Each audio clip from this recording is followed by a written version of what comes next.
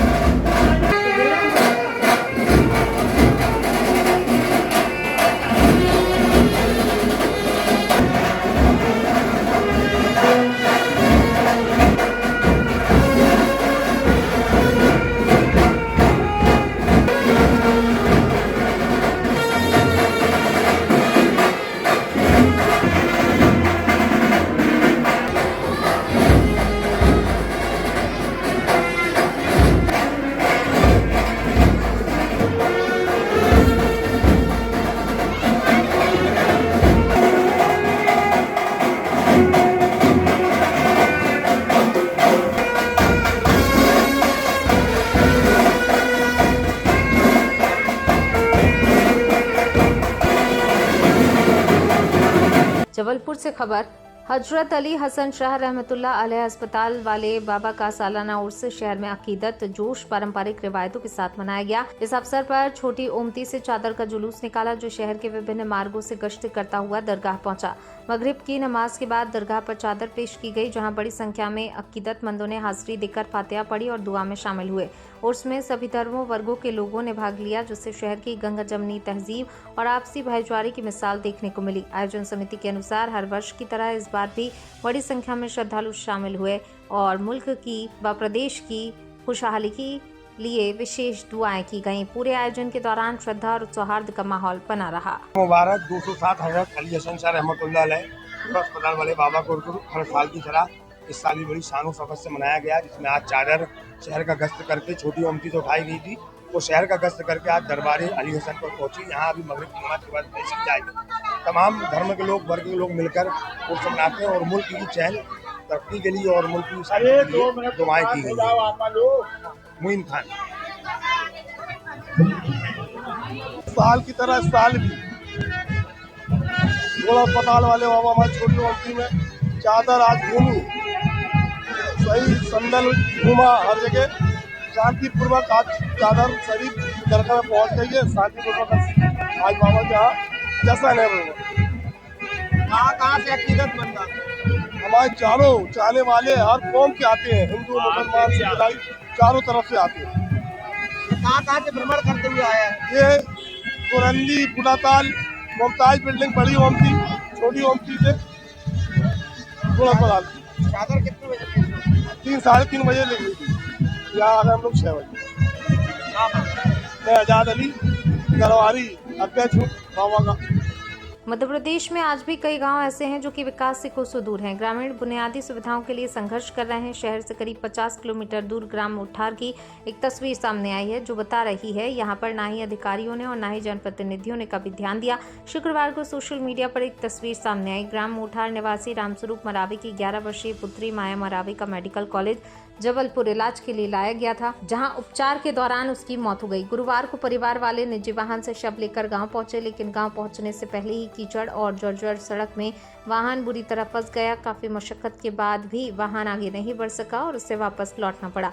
इसके बाद ग्रामीणों ने बरगीनगर से एक हाथ ठेला मंगवाया। मासूम बच्ची के शव को ठेले पर रखकर गांव तक ले जाना पड़ा। प्रदेश में विकास सुशासन के दावे किए जाते हैं, वहां एक परिवार को अपनी बेटी की अंतिम यात्रा हाथ ठेले पर पूरी करने पड़े, ये व्यवस्था पर कई गंभीर सवाल खड़े करता है। गांव में हुई शर्मनाक घटना के बाद भारी आक्रोश है। करीब 500 की आबादी वाला गांव मोठार जब से बसा है तब से यहाँ ग्रामीणों ने पक्की सड़क ही नहीं देखी। कच्चे मार्ग से इन ग्राम वासियों की कई पीढ़ियां गुजर गईं। दीगर दिनों में भी यहाँ पहुँचना किसी बड़ी चुनौती से कम नहीं होता। बारिश शुरू होते ही गाँव तक जाने वाली कच्ची और जर्जर सड़क दलदल में तब्दील हो जाती है। गर्भवती महिलाओं, बुजुर्गों और गंभीर मरीजों को अस्पताल पहुंचाना किसी चुनौती से कम नहीं होता। सूखे दिनों में 108 एम्बुलेंस गांव तक आने से बचती है।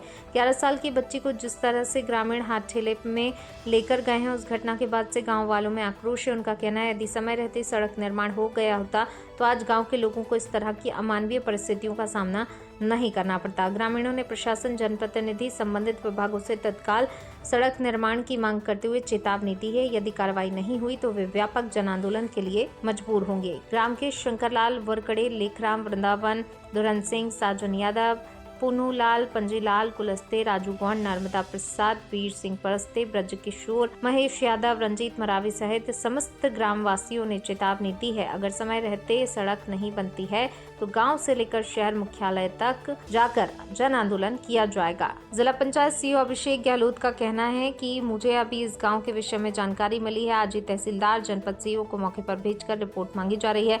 सड़क क्यों नहीं बनी ये भी पता किया जा रहा है। जल्द ही ग्रामीणों की समस्या का समाधान किया जाएगा। सर जी, मोठार अपने पक्की रोड से 1.5 किलोमीटर दूरी पे है, जहाँ बहुत खतरनाक हो गया है, जिसमें आने जाने में बहुत समस्या बन रही है और उसका कोई देखभाल नहीं हो रहा है, क्योंकि जननी सुरक्षा भी वहाँ नहीं टंग पा रही है। उसको भी आने जाने में दिक्कत हो रही है। हम जैसे डिलीवरी महिला है तो उसको साइकिल में बैठा के लेके बरगी नगर आना पड़ता है, जब हमको वहाँ से सुविधा गाड़ी का मिलता है अस्पताल से। हम लोग ग्राम मोठार से हैं सर। हमारे गांव से एक बच्ची जो मेडिकल में भर्ती रही, ठीक है, उसकी मृत्यु हो गई मेडिकल में। तो उसको वहां से जब प्राइवेट गाड़ी में लेके आए तो घाट में, ग्राम मोठार के घाट में गाड़ी फंस गई। अच्छा। इसके बाद में हम लोगों ने एक ट्रैक्टर किया, बरगी नगर से ले गए उसको, गाड़ी को निकलवाए, फिर बरगी नगर से एक ठिलिया ले गए हाथ वाली। अच्छा। जिससे डेड बॉडी को हम लोगों ने ग्राम मोठार ले गए और उससे अंतिम संस्कार किया। जिस समय से ग्राम मोठार बसा हुआ उस समय से आज तक वहाँ की कोई रोड बनी हुई है न कुछ, हम लोगों को कोई सोच। कौथलकुंड में प्रधानमंत्री ग्राम सड़क योजना के तहत बनी कौथलकुंड उदामा मार्ग की सड़क बदहाल हो गई है। सड़क की सतह कई जगह से उखड़ चुकी है और बीचों बीच गहरी दरारें पड़ गई हैं। इससे वाहन चालक आए दिन घायल हो रहे हैं। ग्रामीणों ने सड़क की मरम्मत कराने की मांग की। कौथलकुंड बस स्टैंड से गाँव को जोड़ने वाली प्रधानमंत्री ग्राम सड़क योजना की सड़क लंबे समय से मरम्मत के अभाव में जर्जर हो चुकी है। ग्रामीण आशुतोष त्रिवेदी, शुभम राठौर, अलकेश राठौर ने बताया सड़क के दोनों और शोल्डर नहीं भरे गए हैं। जगह जगह गड्ढे से बारिश का पानी भर जाता है, जिससे सड़क और अधिक क्षतिग्रस्त हो रही है और हादसों का खतरा लगातार बढ़ रहा है। ग्रामीणों का आरोप है लाखों रुपए की लागत से बनी सड़क के रखरखाव और मरम्मत की और संबंधित विभाग कोई ध्यान नहीं दे रहा है। समय पर मरम्मत नहीं होने से सड़क की स्थिति लगातार बिगड़ती जा रही है। इसका खामियाजा ग्रामीणों को भुगतना पड़ रहा है। ग्रामीणों ने संबंधित विभाग से मांग की है तत्काल मरम्मत कर दरारों और गड्ढों को भरवाया जाए, साथ ही दोनों और शोल्डर का निर्माण कराया जाए। ग्रामीणों को सुरक्षित और सुगम आवागमन की सुविधा सुविधा मिल सके। इनका क्या कहना? ठेकेदार को बोल दिया गया है कि 2-3 दिनों में रोड की मरम्मत का कार्य किया जाए। अंकित भाल से उपयंत्री, प्रधानमंत्री ग्राम सड़क की योजना। सरस्वती शिशु मंदिर टिमरनी में गुरु पूर्णिमा उत्सव श्रद्धा भक्ति गरिमामय वातावरण में मनाया। कार्यक्रम की अध्यक्षता विद्यालय के प्राचार्य बसंत पटेल ने की। मुख्य अतिथि विद्यालय के वरिष्ठ आचार्य सुनील सोनी, विशेष अतिथि के रूप में विद्यालय के वरिष्ठ आचार्य संजय अग्रवाल उपस्थित रहे। कार्यक्रम का शुभारंभ गुरु पूजन दीप प्रज्वलन के साथ हुआ। मुख्य अतिथि सुनील सोनी ने आशीर्वचन में कहा, माँ ही प्रत्येक व्यक्ति की प्रथम गुरु होती है। उन्होंने सभी भैया बहनों से घर जाकर अपनी माता को सादर प्रणाम करने और उनके प्रति सम्मान, सेवा, कृतज्ञता का भाव रखने का आग्रह किया। उन्होंने विद्यार्थियों को गुरुजनों के बताए मार्ग पर चलकर ज्ञान, संस्कार, चरित्र निर्माण का संदेश दिया। कार्यक्रम के दौरान भैया बहनों ने गुरु पूर्णिमा के महत्व पर प्रेरणादायक विचार प्रस्तुत किए। सभी आचार्य परिवार को सम्मान पत्र, श्रीफल देकर उनके प्रति श्रद्धा व्यक्त की। अंत में सभी ने गुरुजनों के आदर्शों का अनुसरण करने का संकल्प लिया। कार्यक्रम में किशोर भारती अध्यक्ष अभय राजपूत, उपाध्यक्ष अथर्व दोगने, कन्या भारती अध्यक्ष यशिका कुशवाहा, उपाध्यक्ष दिव्यांशी गौर, सांस्कृतिक कार्यक्रम प्रमुख पूर्णिमा गौर एवं समस्त छात्र परिषद सहित आचार्य परिवार उपस्थित रहा। 25 परिवारों को सुप्रीम कोर्ट से राहत, बुलडोजर कार्रवाई पर अंतरिम रोक। शकर तालाब क्षेत्र में 25 परिवारों को सुप्रीम कोर्ट से राहत मिली। तालाब की जमीन पर बने मकानों पर प्रस्तावित बुलडोजर कार्रवाई पर फिलहाल अंतरिम रोक लगा दी गई है। मामले की अगली सुनवाई 3 अगस्त को होगी। दरअसल पिछले वर्ष नगर निगम ने तालाब के पुनर्विकास और अतिक्रमण हटाने की कार्रवाई के दौरान 112 मकान चिन्हित किए थे। इनमें से 87 मकानों को हटाया जा चुका था, जबकि 25 परिवारों के पास न्यायालय से राहत और शासकीय दस्तावेज होने के कारण उन पर कार्रवाई नहीं हुई थी। बाद में जबलपुर हाईकोर्ट ने शेष मकानों को हटाने के आदेश दिए। इसके खिलाफ लीगल सामाजिक संस्था APCR ने सुप्रीम कोर्ट का रुख किया। सुप्रीम कोर्ट ने फिलहाल बुलडोजर कार्रवाई पर अंतरिम रोक लगाते हुए मामले की अगली सुनवाई 3 अगस्त तय की है। प्रेस वार्ता में APCR के प्रतिनिधियों ने नगर निगम पर राजनीतिक दबाव में कार्रवाई करने और न्यायालय के समक्ष भ्रामक जानकारी प्रस्तुत करने के आरोप लगाए। हालांकि इन आरोपों पर नगर निगम की ओर से आधिकारिक प्रतिक्रिया सामने नहीं आई। प्रभावित परिवारों का कहना है वे पिछले 35 से 40 वर्षों से यहां पर रह रहे हैं और उन्हें पट्टे सहित मूल अधिकार नहीं दिए गए। वहीं नगर निगम का कहना रहा है कि तालाब संरक्षण और पुनर्विकास के लिए अतिक्रमण हटाना आवश्यक है। अब इस मामले पर सभी की निगाहें 3 अगस्त को होने वाली सुप्रीम कोर्ट की सुनवाई पर टिकी हैं। 112 मकान थे जिनको निगम ने नोटिस दिया था, जिसमें से निगम द्वारा 87 मकानों को तोड़ दिया गया। 25 से 27 मकान जो बचे थे, उसके बाद केस चलते रहा। हम लोगों के वहाँ डिमांड थी कि जब आपने दूसरी पर्पज़ के लिए, जैसे अपने शकर तालाब में से आपने स्लाटर हाउस के लिए जगह लेन यूज़ बदल के दी, आपने हाउसिंग बोर्ड के मकानों के लिए लेन यूज़ बदल के जगह दी, आपने सुलभ शौचालय के लिए लेन यूज़ बदल के जगह दी, आपने रोड के लिए लेन यूज़ बदल के जगह दी, तो इन गरीबों को भी आप तो 250 से 300 स्क्वायर फीट का एक प्लॉट या उनका जो मकान है वो बनाने की, उनको रहने की अनुमति, हम लोग की ये मांग थी कि जब आप सारी चीज़ों के लिए लेन यूज़ कर सकते हैं। जब ये बचती स्लम एरिया में दर्ज थी, इंदिरा उसमें दी, और 83 में तालाब समाप्त हो चुका है, क्योंकि इनने सारी जो चीज़ें इस तालाब की मद में से इन लोगों ने बांटी है। और उसी मांग को लेकर हम लोग गए थे। 24 तारीख को हाई कोर्ट में निगम द्वारा कुछ भ्रामक और गुमराह करने वाली जानकारी दी गई, जिसके चलते वहाँ पे चीफ जस्टिस ने कहा कि यार ये केस के अंदर इसको डिस्पोज करते इन मकानों को भी तोड़ा जाए, क्योंकि इसमें अधिकतर लोग कैपेबल है उनका बताना ऐसा, जबकि वो पूरी जानकारी गुमराह और झूठी थी, कोर्ट को गुमराह करने। हम उसी आदेश को लेकर उन सारी जानकारियों को लेकर गए थे कि भाई ये हमारी पक्ष को सुना जाए। माननीय उच्चतम न्यायालय, सर्वोच्च न्यायालय ने हमारे उसको सुनने के लिए समय दिया है, और जब तक कि इस पर अगला कोई आदेश नहीं हो तब तक की रोक लगी। अगली सुनवाई सोमवार को है। 35 से 40 साल से अधिक समय से लोग रह रहे हैं, और जो कि इस माननीय सर्वोच्चम न्यायालय का फैसला है कि जो व्यक्ति 15 साल से ज़्यादा एक जगह पर शासकीय भूमि पर रह रहा है, और यदि अगर वो अपने कब्जे को साबित करता है तो उन्हें बिना विस्थापित करे या बिना मुआवजा दिए नहीं हटाया जा सकता। लेकिन निगम ने अपनी बलपूर्वक और कार्रवाई करते हुए 87 लोगों के मकान तोड़े, और ये 27 लोगों के पीछे और लगे हुए हैं। जून 2025 में नगर निगम ने इस इंदिरा आवास योजना को के टप्पो को, जो स्लम एरिया है शकर तालाब का, वहाँ तोड़ने का आदेश लाई थी, बुलडोज करने की आदेश थे उनके, और हमें नोटिस दिया गया था पूरे शकर तालाब को। इसके लिए हम अंतिम राहत के लिए माननीय हाई कोर्ट गए थे, जहाँ से हमें 25 स्टे मिल गए थे। बाकी 87 मकानों को नगर निगम ने बलपूर्वक उसे डिस्पोज कर दिया गया था। बाद में ये केस की सुनवाई होते होते 24 जुलाई 2026 को ये डिसीजन आया कि भाई बाकी जो 25 मकान बचे हुए हैं उसको भी डिस्पोज किया जाए। 24 तारीख को वो डिसीजन आया, और 27 तारीख को हम लोग उच्चतम न्यायालय दिल्ली गए, और वहां से हमको अंतरिम राहत मिली है।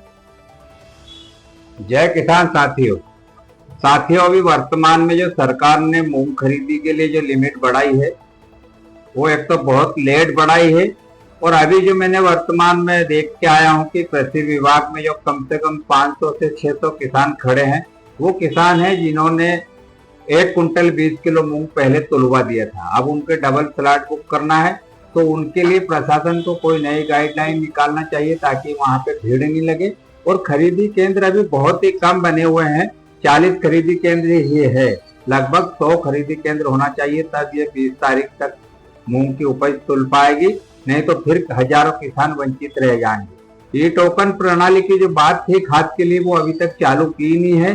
हजारों किसान जो अनुसूचित जाति और जनजाति के हैं, जिनके पास पट्टे की भूमि है, उनको खाद नहीं मिल रही है, उनकी मक्का की फसल है जो प्रभावित हो रही है, उसका भारी नुकसान होगा। तो तत्काल जिला प्रशासन तो खाद भी सोमवार से उनको तत्काल बगैर टोकन की देना शुरू करना चाहिए, अन्यथा हम कलेक्टर कार्यालय का घेराव करेंगे, क्योंकि जिला प्रशासन से बार बार मांग करने के बाद में व्यवस्था में कोई सुधार नहीं हो रहा है। जय जवान जय किसान।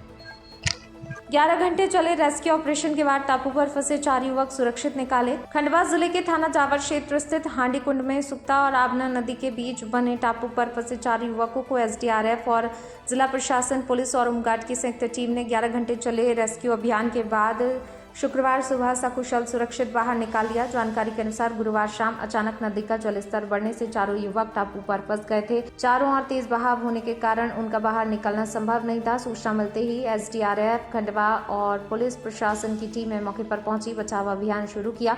तेज जलधारा के कारण शुरुआती प्रयासों में मोटर बोट टापू तक नहीं पहुंच सकी। इसके बाद ड्रोन के माध्यम से युवकों तक लाइफ जैकेट, भोजन, पेयजल पहुंचाया।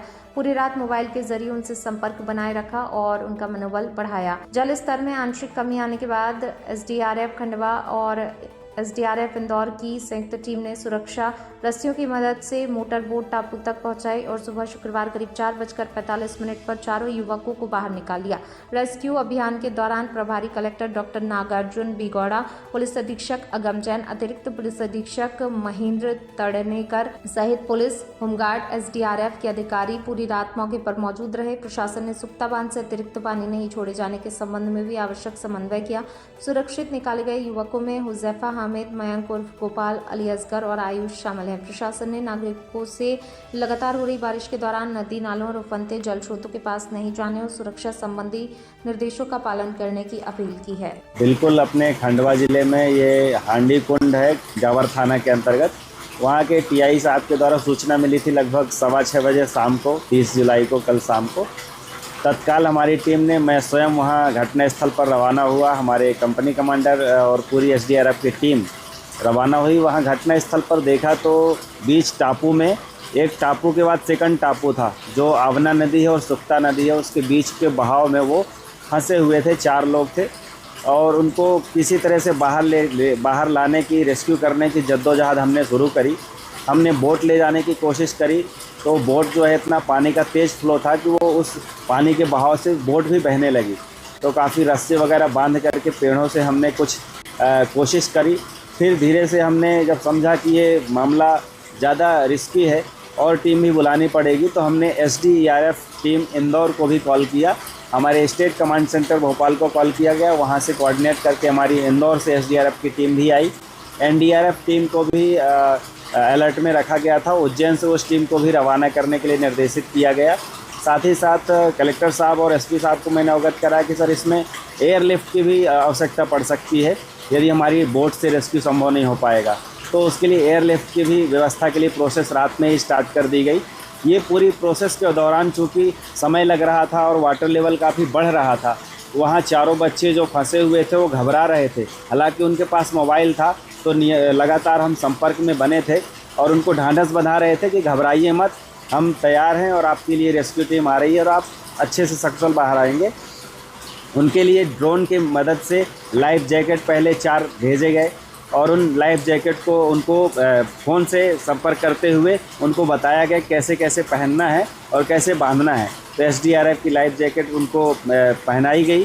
साथ ही साथ उनको खाने के पैकेट और पानी भी वहाँ ड्रोन के माध्यम से पहुँचाए गए, क्योंकि वो शाम को 6:30 बजे से लगभग सुबह 4:45 बजे जो हमारा रेस्क्यू कंप्लीट हुआ, उसके बीच में उनको भूख प्यास भी लगी और ये पूरे दरमियान हमारी टीम ने लगातार कोशिश करी।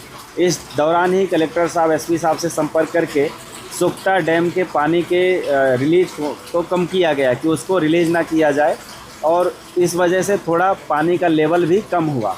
और जब पानी का लेवल कम हुआ तो हमारी टीम पूरा साहस करते हुए पानी के तेज़ बहाव में रस्से बांध कर के बोट में और पूरे साहस के साथ उस डैम तक पहुंच गई जहां वो टापू में फंसे हुए थे। उन चारों को बैठा करके वापस रस्से की मदद से खींचते हुए इंदौर और खंडवा की एसडीआरएफ टीम ने उन चारों को सकुशल बचा लिया और ये नौबत नहीं आई, कोई जनहानि नहीं हुई। ये टोटल 10.5 घंटे का हम रेस्क्यू ऑपरेशन कहेंगे, क्योंकि हमारी टीम 6:15 सूचना के बाद से ही तत्काल वहाँ संलग्न हो गई थी और ये सुबह 4:45 बजे के लगभग कंप्लीट हुआ था। और इसमें हमारी एसडीआरएफ इंदौर की 5 सदस्यीय टीम आई थी और हमारी जो होमगार्ड खंडवा की टीम थी इसमें लगभग 25 सदस्य थे। तो टोटल मिलाकर लगभग 30 बचाव दल हमारे साथ था। चूँकि वो स्थिति देख कर के लगता था कि वो डैम के बीच में था और वो जो बच्चे थे उनसे बात करने पर पता चला कि वो पानी का लेवल देखने गए थे और पीछे से जो डैम से पानी ज़्यादा मात्रा में प्रवाह हुआ तो पीछे जल भराव हो गया, जिसकी वजह से वो फंस गए। तो मेरी अपील है कि जब ये बारिश का समय होता है, अत्यधिक बारिश होती है, तो ऐसे स्थानों पर ना जाएं जहां जल भराव हो सकता है, वो चाहे पिकनिक स्पॉट हो या कोई जलप्रपात जैसा स्थान हो, कहीं भी ना जाएं, और जाएं तो उनसे बचें, ऊंचे स्थानों पर रहें और दूर से ही वहां का नज़ारा। RSMT में BBA BCA नव प्रवेशी छात्रों का अभिमुखीकरण शुरू। अनुशासन, नेतृत्व और राष्ट्र निर्माण का दिया संदेश। यूपी कॉलेज परिसर स्थित Rajarshi school of management and technology में BBA और BCA के नव प्रवेशी विद्यार्थियों के लिए छात्र अभिमुखीकरण कार्यक्रम का शुभारंभ उत्साहपूर्ण वातावरण में हुआ। कार्यक्रम का उद्देश्य विद्यार्थियों को शैक्षणिक उत्कृष्टता, नैतिक मूल्यों, नेतृत्व क्षमता, तकनीकी दक्षता, सामाजिक उत्तरदायित्व के प्रति प्रेरित करना रहा। कार्यक्रम का शुभारंभ दीप प्रज्वलन और मां सरस्वती एवं संस्थापक राजर्षि उदय प्रताप सिंह जुदेव के चित्र पर माल्यार्पण करने के साथ हुआ। निदेशक प्रभारी प्रोफेसर डॉक्टर अमन गुप्ता ने विद्यार्थियों का स्वागत करते हुए कहा, आज का छात्र केवल डिग्री प्राप्त करने वाला नहीं है, बल्कि भविष्य का जिम्मेदार नागरिक और समाज का नेतृत्व करता है। मैं यहाँ कंप्यूटर डिपार्टमेंट में हूँ, एज ए प्रोग्रामर, और बच्चों का हॉस्टल वार्डन भी हूँ। आज के प्रोग्राम को लेकर क्या कहना चाहेंगे? आज के प्रोग्राम का मुख्य उद्देश्य होता है कि हम अपने बच्चों को इस कॉलेज के इन्वायरमेंट में फैमिलियर कराएं और उनको ये महसूस हो कि जहाँ पे उन्होंने एडमिशन लिया है वो कॉलेज उनको उनके भविष्य के लिए कितना बड़ा सहयोग कर सकता है। और बच्चे यहाँ से, इस कॉलेज से उनको बताया जाता है कि आप शिक्षा के साथ साथ यहाँ पे मॉरल जो आपकी दीक्षा के रूप में मिलेगी, कि हमारे साथ साथ उनके संस्कार भी इस कॉलेज में मिलते हैं। उदय प्रताप कॉलेज एक ऐतिहासिक कॉलेज है। राजर्षि की इस बगिया में उनको पढ़ाई के साथ साथ बहुत सारे संस्कार दिए जाते हैं जो उनको बहुत ऊंचाइयों पर ले जाता है। ठीक। मैं doctor Chandrika Singh RSMT UP college से हूँ। BC डिपार्टमेंट को मैं कोऑर्डिनेट करता हूँ। सर, आज किस तरह का इंडक्शन प्रोग्राम रखा गया है? आज BCA BBA का ओरिएंटेशन प्रोग्राम, ये हमारे कॉलेज का 27वां बैच का शुभारंभ है, जिसमें हमारे लगभग 132 बच्चों का एडमिशन BCA और BBA में हो चुका हुआ है। आज इनका ओरिएंटेशन प्रोग्राम हम लोग कर रहे हैं। इस तरह कार्यक्रम का उद्देश्य क्या है? इस कार्यक्रम का मुख्य उद्देश्य होता है कि हम अपने संस्थान के बारे में विस्तृत जानकारी अपने बच्चों को देते हैं कि हमारी संस्थान अपने कॉलेज में क्या क्या सुविधाएं देती हैं, जैसे कि हमारे यहाँ लैब में क्या सुविधाएं हैं, लाइब्रेरी में क्या सुविधाएं हैं, डिसिप्लिन हम के बारे में बताते हैं यहाँ पे, और हमारे यहाँ जो इंडस्ट्री विजिट्स होती हैं उनके बारे में हम संपूर्ण सूचना देते हैं, जिससे कि बच्चा हमारे बारे में, हमारे संस्थान के बारे में पूरी जानकारी उसे हो सके और किस तरीके से उसे आगे के 3 साल इस कॉलेज में गुजारना है उसे वो अच्छी तरीके से समझ सकें। कौन मुख्य अतिथि आए हुए हैं? कितने लोग सभा कर रहे हैं? हमारे यहाँ से प्रेसिडेंट अवार्डी मैडम हैं, जो कि हमारे मुख्य अतिथि के रूप में यहाँ पे उपस्थित हैं, डॉक्टर नीरजा माधव, और जो है कमांडर अतिथि के रूप में कमांडर VK जेटली साहब हैं, और गेस्ट ऑफ दूसरे जो ऑनर हैं वो हैं श्री नरेंद्र मेहता जी। कितने दिवसीय प्रोग्राम चलेगा? ये 1 वीक का प्रोग्राम हमारे यहाँ होता है, जो कि आज से स्टार्ट हुआ है और 8 तारीख तक यह कार्यक्रम हमारे यहाँ चलेगा। क्या कहना चाहेंगे स्टूडेंट के लिए?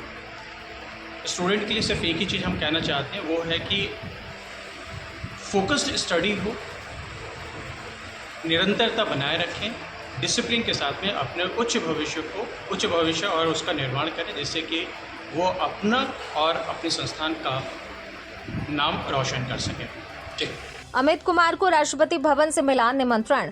मध्य प्रदेश के जबलपुर में रहने वाले 38 वर्षीय अमित कुमार को राष्ट्रपति भवन से निमंत्रण आया। आगामी 15 अगस्त को शहर के रांची क्षेत्र में रहने वाले अमित को राष्ट्रपति द्रौपदी मुर्मू न सिर्फ अपने हाथों से सम्मानित करेंगी बल्कि साथ में भोजन होगा। अमित का नाम देश भर के उन 10 लोगों में शामिल है जिन्हें भारत सरकार के खर्च पर दिल्ली भेजा जाएगा। दरअसल अमित को ये सम्मान श्रम विभाग की उस योजना के तहत मिल रहा है जिससे कि उन्होंने बीते 8 साल से रेगुलर चला रहे हैं। भारत सरकार के जन धन मान योजना में पेंशन स्कीम इनके द्वारा 2018 में लिया गया था। तब से लेकर अभी तक हर माह रेगुलर अमित प्रीमियम राशि 130 रुपए जमा कर रहे हैं। 60 वर्ष की उम्र होने पर अमित को पेंशन स्कीम के तहत हर माह 3000 रुपए मिलेंगे। हाल ही में श्रम विभाग ने पेंशन स्कीम से जुड़े करोड़ों लोगों की लिस्ट निकालते हुए देश के 10 नाम चिन्हित किए, तो उसमें जबलपुर के अमित का नाम भी है जो कि 15 अगस्त को राष्ट्रपति के हाथों सम्मानित होंगे। राष्ट्रपति का निमंत्रण पत्र लेकर डाक विभाग के निरीक्षक और पोस्टमैन अमित कुमार के घर पहुंचे और उन्हें आमंत्रण सौंपा। भारत सरकार के श्रम विभाग ने प्रधानमंत्री जन धन योजना शुभारंभ 28 अगस्त 2014 को किया था। इस योजना का उद्देश्य यह है देश के सभी परिवारों को बैंकिंग सेवाओं से जोड़ना और जीरो बैलेंस पर बैंक खाता खोलना। 28 अगस्त 2014 को योजना के उद्घाटन के दिन भारत भर में समस्त बैंकों द्वारा एक साथ लगभग 60,000 शिविर लगाए गए। परिणाम स्वरूप योजना के पहले दिन ही 1.5 करोड़ बैंक खाते खोले गए। प्रधानमंत्री ने अभूतपूर्व अवसर को भारत के लिए वित्तीय स्वतंत्रता दिवस बताया। 2 अक्टूबर 2014 तक PMJDY में 5.29 करोड़ खाते खोले गए, जिनमें ग्रामीण क्षेत्रों के 3.12 करोड़, शहरी क्षेत्र के 2.17 करोड़ खाते शामिल हैं। जबलपुर के रांझी बापूनगर में रहने वाले अमित प्राइवेट जॉब करते हैं। शुक्रवार को अपने घर में बैठे थे, तभी उनके पास पोस्ट ऑफिस खमरिया से कॉल आता है। सामने से आवाज आती है, मैं डाक अधीक्षक बोल रहा हूँ, आप अमित कुमार। इसके बाद अधीक्षक उनका पता पूछते हैं। कुछ देर बाद डाक विभाग में पदस्थ अधीक्षक को पोस्टमैन अमित कुमार के घर पहुंचते हैं और उन्हें राष्ट्रपति भवन से आया हुआ निमंत्रण सौंपा, जिसमें जबलपुर से दिल्ली आने जाने की फ्लाइट टिकट के साथ भवन में जाने का प्रवेश पत्र, 1 दिन रुकने की व्यवस्था के साथ गिफ्ट था। अमित ने कहा कि मैं मध्यम वर्गीय परिवार से हूं, कभी सपने में भी नहीं सोचा था कि ऐसा भी होगा, क्योंकि राष्ट्रपति से मिलने के लिए बहुत पापड़ बेलने पड़ते हैं। बहरहाल अमित को मिले निमंत्रण पत्र के बाद परिवार के साथ पड़ोस में खुशी है। राष्ट्रपति भवन से आपके पास एक पत्र आया है, क्या ऐसा किया था आपने जिसकी इनवाइट किया गया? पहले तो मैं श्रम विभाग का तहे दिल से धन्यवाद करता हूँ। विगत 8 वर्षों से मैं श्रम विभाग के माध्यम से मानधन जन योजना का हितग्राही हूँ, जिसके मेरे 8 साल से प्रॉपर मानधन जन योजना से पैसे पेंशन प्लान कट रहा है, जिसके माध्यम से जबलपुर में 2 लोगों को सिलेक्ट किया गया है, जिसमें एक मैं अमित कुमार। राष्ट्रपति जी द्रौपदी मुर्मू महामहिम 15 अगस्त 2026 को मुझे आमंत्रित किए हैं कि राष्ट्रपति भवन में आपका सम्मान किया जाएगा। कितना गौरव का क्षण है आपके लिए? मेरे और मेरे परिवार के लिए ये राष्ट्रपति से मिलना एक काल्पनिक चीज़ है, क्योंकि हम एक मिडिल क्लास परिवार से हैं और राष्ट्रपति जी से मिलने के लिए बहुत पापड़ बेलने पड़ते हैं हमें। अभी राष्ट्रपति भवन जाने के लिए 100 प्रोटोकॉल पार करके उनसे मिलने की अनुमति मिलती है। मेरा नाम Amit Kumar. Medical nursing association की चेतावनी, मांगे पूरी नहीं हुई तो बंद होगा Jabalpur medical college. Medical college को लेकर medical and health nursing association Jabalpur के संभाग अध्यक्ष धर्मेंद्र शर्मा ने जबलपुर में प्रेस वार्ता करते हुए चेतावनी दी, यदि उनकी मांगों पर 1 महीने के भीतर निराकरण नहीं किया गया तो एसोसिएशन उग्र आंदोलन और अनिश्चितकालीन हड़ताल करने पर मजबूर होगी। उन्होंने कहा, पिछले 4 महीनों से डीन, अधीक्षक, आयुक्तालय चिकित्सा शिक्षा भोपाल और कमिश्नर कलेक्टर को ज्ञापन सौंपने के बावजूद केवल आश्वासन ही मिला है, लेकिन धरातल पर कोई ठोस कार्रवाई नहीं हुई। एसोसिएशन यूनियन का कहना है जबलपुर मेडिकल कॉलेज में पिछले 4 वर्षों में कैंसर, सुपर स्पेशलिटी और न्यू ब्लॉक जैसी 4 नई इमारतें तो खुल चुकी हैं, लेकिन उनके मुकाबले स्टाफ में कोई बढ़ोतरी नहीं की गई है। स्टाफ की भारी कमी और कार्यभार अत्यधिक होने के कारण विशेषकर महिला संवर्ग को गंभीर समस्याओं का सामना करना पड़ रहा है और यदि 1 महीने में स्थिति में सुधार नहीं हुआ तो प्रदेश स्तर पर बात ले जाकर मेडिकल कॉलेज को पूरी तरह से बंद कर दिया जाएगा। Medical and health nurses association की जिला अध्यक्ष श्रीमती सीमा दुबे। काफ़ी लंबे टाइम से हमारी कुछ मांगे हैं जो लंबित हैं, पूरी नहीं हुई है। हमने कई बार अधिकारियों से 3-4 महीने से पत्राचार कर रहे हैं मांगों को लेके, लेकिन अधिकारी के द्वारा हमें सिर्फ आश्वासन ही मिला है। हाँ, पहली मांग हमारी एम्प्लॉय कोड की है, 187 कर्मचारियों की एम्प्लॉय कोड, जो काफ़ी टाइम से नहीं है, जिसके कारण हमारे कर्मचारियों को बहुत शासकीय तरह का लाभ नहीं दिया जा रहा, शासकीय सेवकों का लाभ नहीं दिया जा रहा है ना। दूसरी मांग है हमारी 7वें वेतनमान का, जो कि डॉक्टरों ने कोर्ट लगाया, वो जीत गए। उनको अप्रैल की जगह 18 से उनको मिला था, तो उन्होंने कोर्ट केस लगाया तो उनको 1/1/2016 से मिलने लगा है, लेकिन हमारे यहाँ हमारे ऑटोनोमस वर्करों को नहीं मिला, कर्मचारियों को। वो 1 अप्रैल 2018 से दिया है और हमारी मांग है 1 जनवरी 2016 से 7वें वेतनमान। तीसरी मांग है हमारी 3-4 इंक्रीमेंट, जो कि राजपत्र में 2026 के राजपत्र में है। हमने अपने अधिकारी को दिखा दिया है, लेटर भी दिया है उनको 2026 में, और ये गजट में भी है कि इनको दिया जाए 3-4 इंक्रीमेंट, और ये डिस्ट्रिक्ट में मिल रहा है, ठीक है ना। लेकिन हमारे यहाँ के ऑटोनोमस कर्मचारियों को पर नहीं मिल रहा है, ये लाभ से वंचित है 3-4 इंक्रीमेंट। उसके बाद चौथी मांग है हमारी, 4 ही मांग है। उसके बाद चौथी मांग है हमारी 2011 में जो हमारे स्टाफ नियुक्त हुआ है, उनका 10 टाइम पे स्केल लग गया है, लेकिन उनका 5 साल हो गए, आज तक उनका 5 साल का एरियस नहीं बना है। इसके लिए हम कई बार पत्राचार कर चुके हैं। अधिकारी हमें ये कहता है कहीं अनुमोदन होगा फिर मिलेगा, फिर भी हमने उनको टाइम दिया कि सर ठीक है आप अनुमोदन की रास्ता पे बता दीजिए, लेकिन उसका आज तक हमें कोई सही जवाब नहीं मिला कि कब तक मिलना।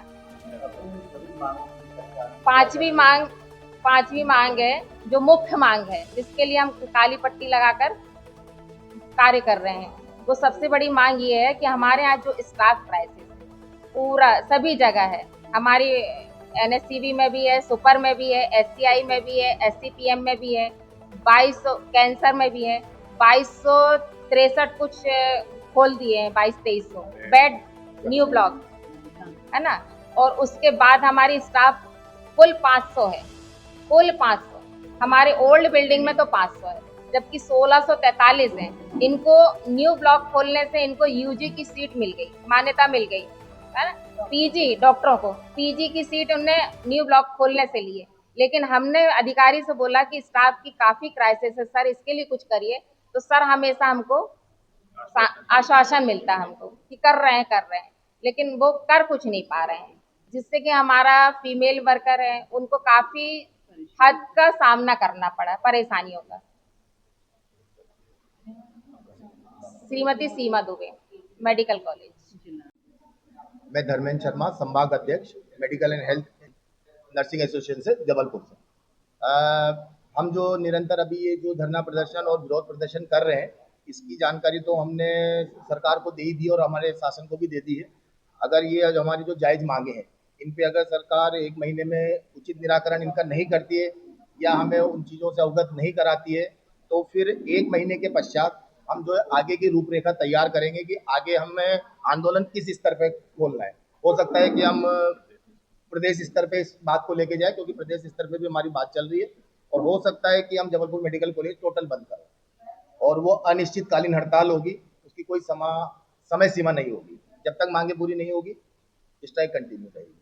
अभी तक अपनी मांग तक आप बात कर सकते। अभी हम इन मांगों के लिए पिछले 4 माह से निरंतर डीन महोदय से, अधीक्षक महोदय से, आयुक्त चिकित्सा सतपुड़ा भवन भोपाल और कमिश्नर कलेक्टर जी को भी हम ज्ञापन दे चुके हैं, है ना। वो ज्ञापन की पूरी कॉपियां हमारे पास अभी वर्तमान में उपस्थित है, ये उन सब की ओसी है ना। ये इतने पत्राचार हम कर चुके हैं, लेकिन अभी तक हमें सिर्फ और सिर्फ आश्वासन ही मिला, किसी भी प्रकार की कोई उचित कार्रवाई नहीं हुई है। जैसे हम अगर बात करें, एक डिमांड की कि हमारे यहाँ पे स्टाफ क्राइसिस बहुत ज़्यादा है ना, 4 नई बिल्डिंगें खुल चुकी है, कैंसर, ACPM और न्यू ब्लॉक करके, लेकिन स्टाफ आज भी हमारे पास उतना ही है जितना पिछले 4 साल में था। और लेकिन इन 4 साल में 4 नई बिल्डिंगें खुल गई हमारी, लेकिन स्टाफ नहीं बढ़ा है। इस संदर्भ में हमने कई बार डीन महोदय से बात करी, उन्होंने आगे पत्राचार किया है भोपाल, लेकिन उसका कोई रिजल्ट नहीं मिला है। किसी प्रकार की कोई वैकेंसी नहीं निकली है, किसी प्रकार की कोई ऑटोनॉमस में कोई वैकेंसी नहीं निकली, और ना ही उन्होंने कॉन्ट्रैक्ट बेस पे किसी को रखा है। तो इस कारण क्या हो रहा है कि हमारा जो संवर्ग है वो महिला संवर्ग है, महिलाओं को काफ़ी सारी समस्याएं रहती है, और वर्कलोड ज़्यादा होने के कारण वो सब कई बार अस्वस्थ होती है। तो आगे रूपरेखा जब भी जो बनती है 1 माह के पश्चात, वो आप लोगों को अवगत कराई जाएगी। मैं धर्मेंद्र शर्मा, संभाग अध्यक्ष, medical health nursing association, Jabalpur. Shravani Teej मेले में दिखा नारी शक्ति और लोक संस्कृति का संगम। महिला मंडल काशी द्वारा आयोजित श्रावणी तीज मेला 2026 शनिवार को महमूरगंज स्थित शुभम बैंकेट एंड हॉल में पारंपरिक उत्साह और भव्यता के साथ संपन्न हुआ। संस्था के 51 वर्षों की सामाजिक, सांस्कृतिक एवं सेवाभावी यात्रा के प्रतीक इस आयोजन में वाराणसी सहित देश के विभिन्न शहरों से आई महिला उद्यमियों ने अपने हुनर और स्वरोजगार का उत्कृष्ट प्रदर्शन किया। मेले में 70 से अधिक स्टॉल लगाए गए, जिनमें हस्तशिल्प, पारंपरिक परिधान, गृह सज्जा, खाद्य सामग्री, सौंदर्य प्रसाधन और लोक कला से जुड़े आकर्षक वस्तुओं की प्रदर्शनी एवं बिक्री की गई। महिलाओं परिवारों की बड़ी संख्या में मौजूदगी ने पूरे आयोजन को उत्सव का स्वरूप प्रदान किया। संस्था की अध्यक्षा रीता प्रकाश एवं मंत्रिणी पत्वी अग्रवाल ने बताया, महिला मंडल काशी की स्थापना 1934 में रखेश्वरी देवी की दूरदृष्टि और सेवा भावना से हुई थी। और मैं महिला मंडल की इस समय अध्यक्ष हूँ। आज किस तरह का मेले का आयोजन किया गया है और इस मेले का उद्देश्य क्या है? मेला जो है हम लोग हर साल लगाते हैं। इसमें हस्त निर्मित चीज़ें भी हैं और जिनकी बुटीक महिलाएं कर रही हैं घर में अपने, वो भी लगाती हैं। क्योंकि एंट्री अच्छी आती है और बहुत अच्छी भीड़ आती है, तो सबकी बहुत अच्छी सेल होती है, और जिससे जो पैसा आता है उस मंडल के कार्य में जाता है और कुछ हम लोग उसको चैरिटी में करते हैं। आज यहाँ कितने स्टॉल्स हैं, कहाँ से स्टॉल्स आए हैं? 73 स्टॉल हैं खाने का छोड़कर, और पटना से आए हैं, कोटा से आए हैं, कोलकाता से आए हैं, बेंगलोर से आए हैं, जगह जगह बाहर से भी लोग आए हैं। क्या कहना चाहेंगे? महिला मंडल काशी देखते हैं कि महिलाओं को प्लेटफॉर्म देती है, तो जिन महिलाओं को प्लेटफॉर्म नहीं मिला है उनके लिए क्या कहना चाहेंगे? अब वो लोग जैसे हमारा तो फुल हो गया उसमें, उसके बाद 25-30 लोग लाइन में लगे हुए थे स्टॉल बुकिंग के लिए। अब नेक्स्ट ईयर देखेंगे और बड़े हॉल में करेंगे। बहुत से लोग अभी भी लगे थे, एक टेबल दिलवा दीजिए बोल रहे थे, पर यहाँ तो फुल हो गया था। तो अगली बार और बड़े हॉल में लेकर करेंगे ताकि सबको मौका मिले। जबलपुर मियावाकी पद्धति से शहर में लगेंगे 11 लाख पौधे, मुख्यमंत्री ने की सराहना। मध्य प्रदेश के मुख्यमंत्री मोहन यादव ने जबलपुर आगमन पर शहर में मियावाकी पद्धति से 11 लाख पौधे लगाने के संकल्प की सराहना की।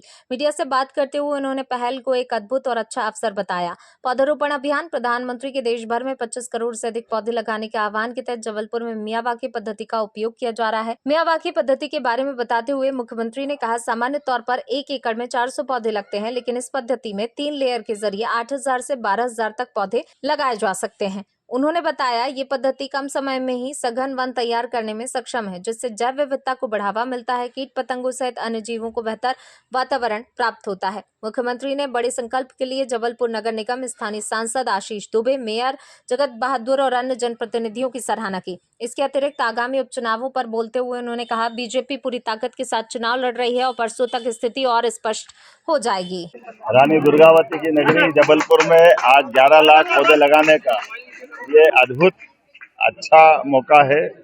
यशस्वी प्रधानमंत्री एक पेड़ माँ के नाम के आधार पर देश भर में 25 करोड़ से ज्यादा पौधे लगाने का उन्होंने जो आह्वान किया, उस बलबूते पर हमारे अलग अलग नगरों में अभियान चल रहा है।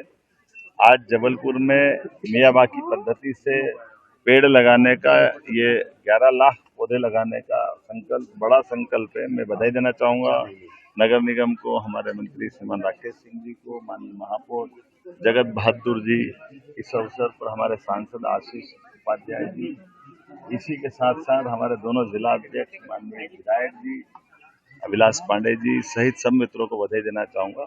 मियावाकी पद्धति, ये पद्धति के बलबूते पर आमतौर पर 1 एकड़ में 400 पेड़ लगते हैं, लेकिन मियावाकी पद्धति में 3 लेयर के अंदर 8 से 12,000 तक पौधे लगते हैं, और इसके कारण से ये पौधे 3 साल में ही 3 छतरी के अंदर लगने वाले पौधे, जिसमें शीशम सागौन से लगा करके क्रमशः कम आयु के पौधों का एक लेयर होता है और वो अपने बलबूते पर एक सघन वन 3 साल के अंदर खड़ा कर लेते हैं। जो कई देशों ने इसको अपनाया, हमारे प्रदेश में भी इसको अपना रहे हैं। कम समय में सघन वन की दृष्टि से, जिसमें जैव विविधता के सारे तितलियां से लगा करके सभी प्रकार के पौधों से जुड़े हुए कीट पतंगे सहित सबके जीवन का आनंद मिलता है। मेरी अपनी ओर से नगर निगम के चुनाव तो उपचुनाव है दतिया। कांग्रेस बीते समय चुनाव में कोर्ट के द्वारा वो वैकेंट हुई सीट और ऐसे में भारतीय जनता पार्टी पूरी ताकत से लड़ रही है। अब नई बाल कितने थोड़े दिन बाद सामने आते, परसों सब मालूम पड़ जाएगा निश्चित रूप से। कृषि के हर क्षेत्र में विकास के लिए सरकार संकल्पित, मुख्यमंत्री डॉक्टर मोहन यादव। मुख्यमंत्री डॉक्टर मोहन यादव ने कहा, मध्य प्रदेश सरकार किसानों की आय बढ़ाने, खेती किसानी को लाभदायी बनाने और कृषि को आधुनिक स्वरूप देने के लिए लगातार काम कर रही है। उन्होंने कहा, बलराम कृषि महोत्सव केवल एक आयोजन न होकर किसानों को नई तकनीक, वैज्ञानिक खेती, समृद्ध भविष्य से जोड़ने का व्यापक अभियान है। ये किसानों का अपना कार्यक्रम है। किसान इसका अधिक लाभ उठाकर अपनी खेती को नई ऊंचाइयों तक ले जाएं। मुख्यमंत्री शनिवार को कृषि उपज मंडी प्रांगण में आयोजित बलराम कृषि महोत्सव कार्यक्रम में जबलपुर से वर्चुअली संबोधित कर रहे थे। मुख्यमंत्री ने कहा, बुआड़ा क्षेत्र की धरती शुरू से ही उपजाऊ रही है। हरदा कृषि क्षेत्र में नंबर 1 है। यहाँ नर्मदा जी का जल कृषि को और अधिक समृद्ध बनाता है। जिला मूंग, सोयाबीन, गेहूं के उत्पादन के साथ हरी मिर्च के उत्पादन में अग्रणी बन रहा है। जिले के कोने कोने तक सिंचाई का जल पहुंचाने के लिए कार्य किया जा रहा है। सरकार द्वारा किसानों के हित में 16 विभागों की समन्वित कार्य योजना तैयार कर नियमित फसलों के अलावा दूध, मछली, पशुपालन, फल, सब्जी, मसाले, फूल, अन्य कृषि क्षेत्र में बेहतर उत्पादन के लिए कार्य किया जा रहा है। मुख्यमंत्री ने किसानों से अनुरोध करते हुए कहा, बलराम कृषि महोत्सव आपका अपना महोत्सव है, इसमें बढ़ चढ़कर हिस्सा लें।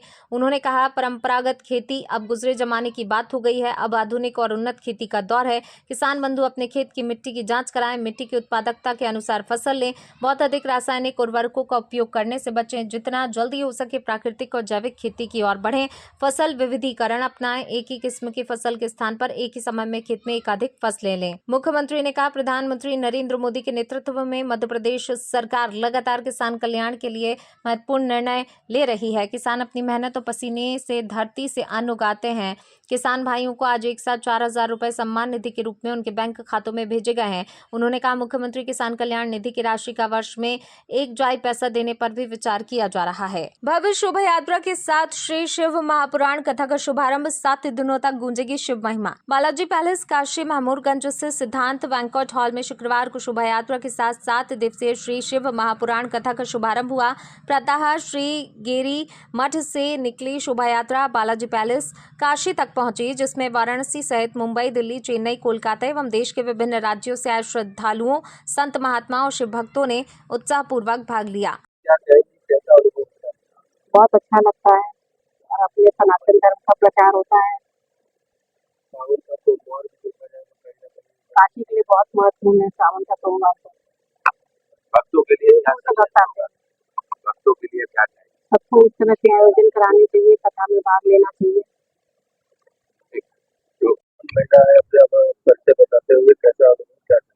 मैं संजय लोहिया, माँ गायत्री देवी लोहिया बीपीएल सेवा संस्थान ट्रस्ट का ट्रस्टी हूँ।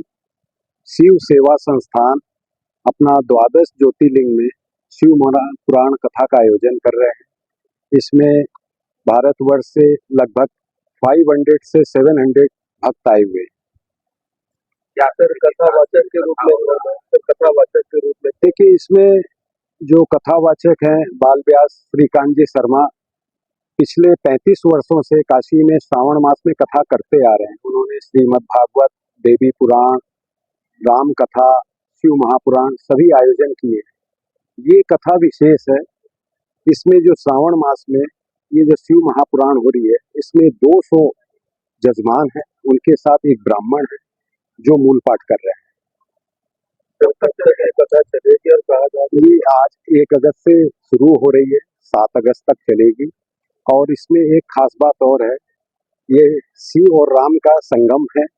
इसमें सुबह शिव महापुराण कथा होगी और शाम को राम कथा होगी।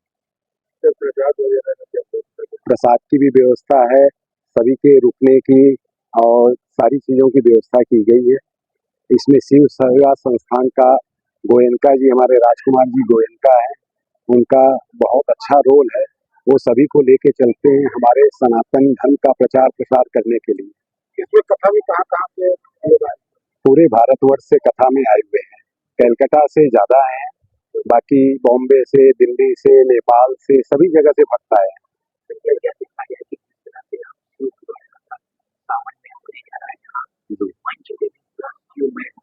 जी, काशी की जनता से मैं कहूँगा कि आप एक बार कथा का श्रवण करें और आके दर्शन जरूर करें, पुण्य के भागी बने। बाकी इसका लाइव टेलीकास्ट भी हो रहा है और वो सभी जगह भेजा जा रहा है। 7 दिन का जो भी लाइव देखें, घर से देखें, जो आने में असमर्थ हो वो घर से देख सकते हैं।